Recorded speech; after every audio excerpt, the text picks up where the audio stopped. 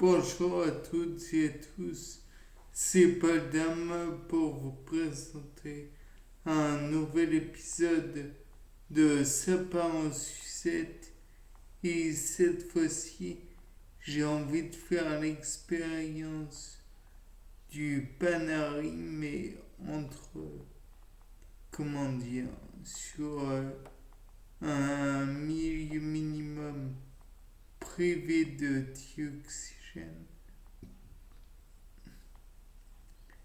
pour essayer de, comment dire, de refaire les conditions d'un simple panari. Et par la suite, je voudrais que, comment dire, observer le staphylocoque doré, Staphylococcus aureus, qui se serait développé pour voir comment il se serait développé dans ce milieu qui est un peu extra-corporel. Par la suite, j'aimerais que l'on puisse analyser le fluide qu'il a produit, puisque j'imagine que lors du développement de celui-ci, il y a eu des produits de synthétisés. Et comme il y a eu des produits de synthétisés, je voudrais tout d'abord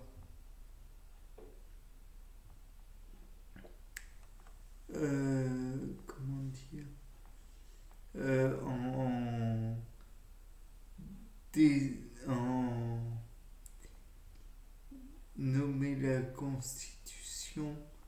Peut-être qu'il y a des protéines, peut-être qu'il y a de l'eau simplement, peut-être qu'il y a d'autres éléments minéraux à la base qui pourraient être utiles et peut-être même que l'on pourrait essayer de l'analyser avec petit 1 le bancofleur, peut-être, pas sûr.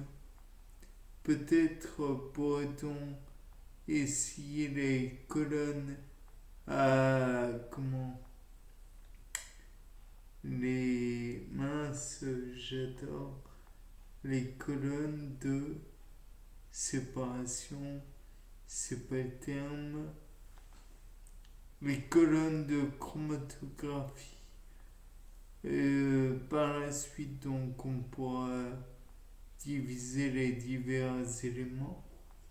Par la suite, on peut aussi envisager d'essayer de les, comment dire, séparer via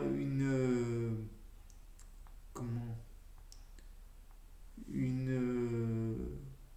des électrodes, à savoir cationique d'un côté et anionique de l'autre, pour pouvoir finalement les séparer comme je disais.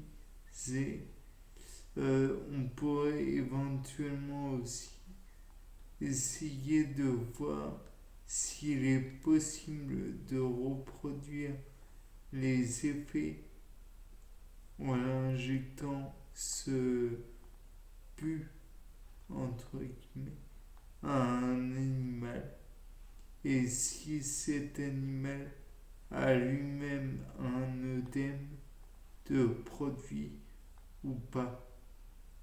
Peut-être que cet animal va nous renseigner aussi sur le temps de purgation d'un œdème.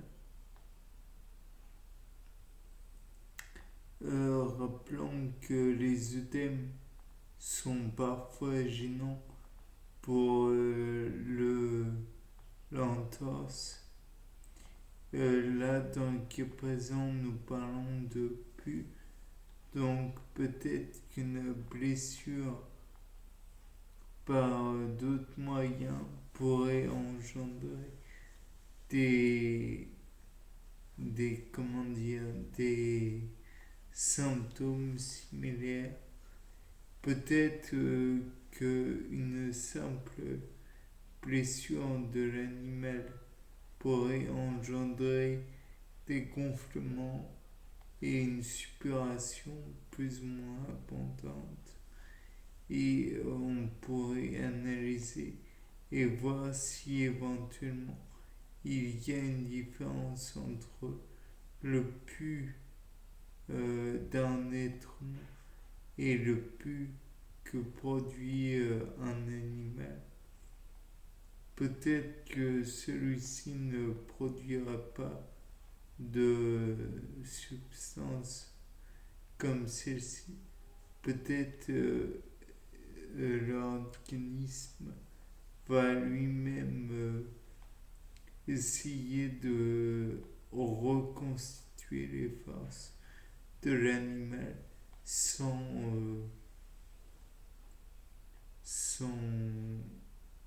faire appel à cette réponse qui, je présume, est immunitaire, ce qui va d'ailleurs bien enchaîner sur un sujet.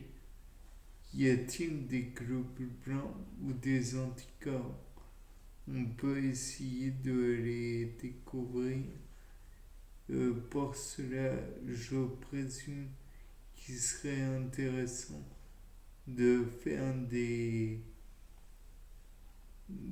comment dire, des analyses protéiques, sachant que l'anticorps, en fait, est constitué de deux chaînes lourdes et deux chaînes légères, et qu'elle est réunie par des ponts disulfurants.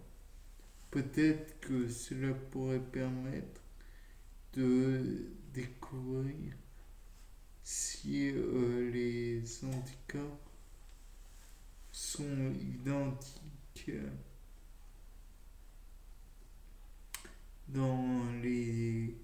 pour les animaux qui suppurent et pour les êtres humains qui suppurent. Bien sûr, c'est hypothétique, naturellement. Donc, de là, j'ai envie de dire qu'il faut voir. On pourrait éventuellement chercher à les séparer via une ultracentrifugation qui serait dans le corps de l'animal, dans le fluide même dans le corps de l'animal. Peut-être y a-t-il des signaux chimiques pour pour avertir justement du problème qui est la blessure. Je crois que des interférons pourraient être produits. Peut-être qu'il pourrait y avoir des molécules telles que les cortisones, la cortisone, produite par des glandes surrénales. On pourrait donc aussi analyser, si possible, les éventuelles glandes surrénales et éventuellement leur production. Bien, c'était Paul Dame pour un nouveau C'est pas un suicide. Au revoir.